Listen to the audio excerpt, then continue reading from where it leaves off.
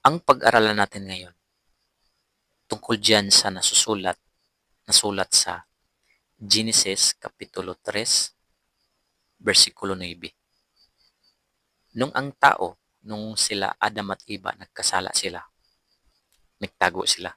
So parang bata, nagtago.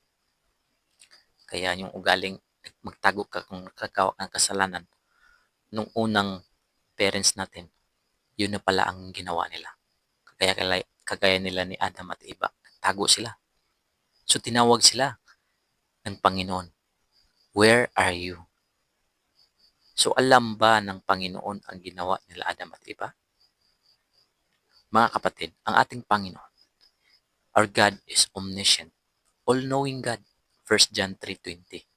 At ang ating Panginoon naman is omnipotent, is powerful, Jeremiah 32:17. Omnipresent God, ang ating Panginoon. Kahit saan ka, alam niya. Kahit ano pang gagawin mo, alam niya. Psalms 139:7-8. Ngayon, sa Genesis 3:9, hindi ba alam ng Panginoon yon? Alam ng Panginoon yon, mga kapatid. Ang tanong na, where are you? Ang ibig sabihin niyan, gusto ng Panginoon na ang tao mag-confess o magkumpisal, lalapit sa Panginoon, hindi sa pilitan, kundi sa puso, sa buhay niya. Di yung lalapit na sa pilitan. Kaya ang tanong ng Panginoon, nung nagkasala sila Adan at Eva, saan ka ngayon? Ang sagot naman nila Adan, nagtago sila ngayon, naggawa sila ng kasalanan. Tingnan nyo ang tanong nila Adam at Eva, nung nakagawa na sila ng kasalanan. Instead na magkumpisal na nakagawa sila ng kasalanan, sinisisi nilang isa't isa.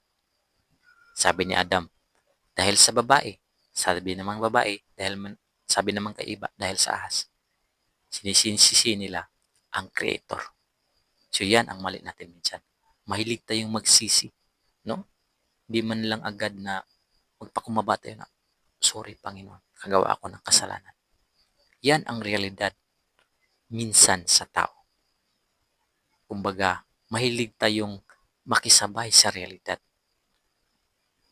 Mga kapatid, ang Panginoon nangumusta. Kinukumusta niya tayo sa ating pananampalataya, sa ating relasyon sa kapitbahay, relasyon sa ating pamilya, sa ating mga paryente, kahit saan pa yan. Kumusta ang buhay mo ngayon na walang Panginoon? Kumusta ang buhay mo ngayon na nakakasakit ka ng tao? Kumusta ang buhay mo ngayon? Kumusta, mga kapatid? Yan ang gusto ng Panginoon. Kinukumusta niya tayo sa ating buhay. Kung meron ba bunga. Kinukumusta na tayo kung nakalinya pa ba tayo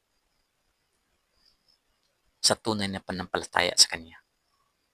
O baka doon na tayo nakalinya kay Satanas. Kakalungkot naman kung ganun, mga kapatid. Nangungumusta ang Panginoon sa atin. Lalo na sa panahon ngayon na makikita na sa ating mga mata ang mga propesiya na ang ating mundo ay pasama ng pasama. Kaya kumusta ikaw ngayon? Kumusta tayo sa ating buhay ngayon? Malapit nang darating ang Panginoon, pero ikaw layo ng layo.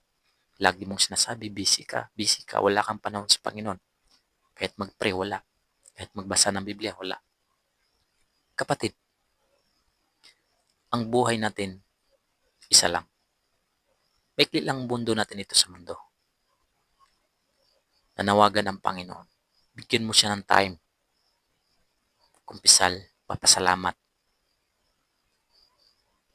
Sambahin siya bilang isang creator, bilang isang tagapaglikha at tagapagligtas. Tandaan natin yan. Tayo nilikha niya. Ang buhay natin hiram lang. Kaya ang i-response natin is sambahin siya bilang creator at tagapagligtas. Kaya lagi siyang nangungumusta sa atin. Araw-araw sa ating pagising, nangungumusta siya. Papasalamat ba tayo? Nagbigay pugay ba tayo sa Kanya? Kaya tandaan natin, ayon dyan sa 1 John 1:9, if we confess our sins, He is faithful and just to forgive us. Huwag tayong matakot. Minsan, ang mali sa atin, realidad ng tao. Alam natin na mali. Kita na nga sa CCTV. Tudo pa rin ang deny. Tudo pa rin ang pagsisinungaling. No, mga kapatid, itigil na natin yan. Confess natin ang lahat. At accept the consequence. May consequence talaga yan. Ngayon, mga kapatid, nangumusta ang Panginoon sa atin. Kinukumusta niya tayo. Where are you now? Sa panahon ngayon na malapit na siyang darating.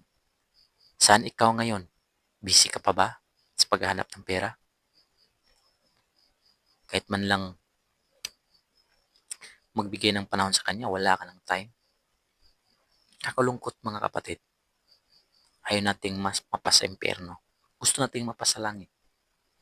Pero, lagi nating rason, busy. Huwag ganun. Kumusta ikaw ngayon? May naaragabyo ka ba ng mga tao sa iyong buhay? Hingi ka ng patawad. At magpatawad ka rin, hingi ka rin patawad sa ating Panginoon.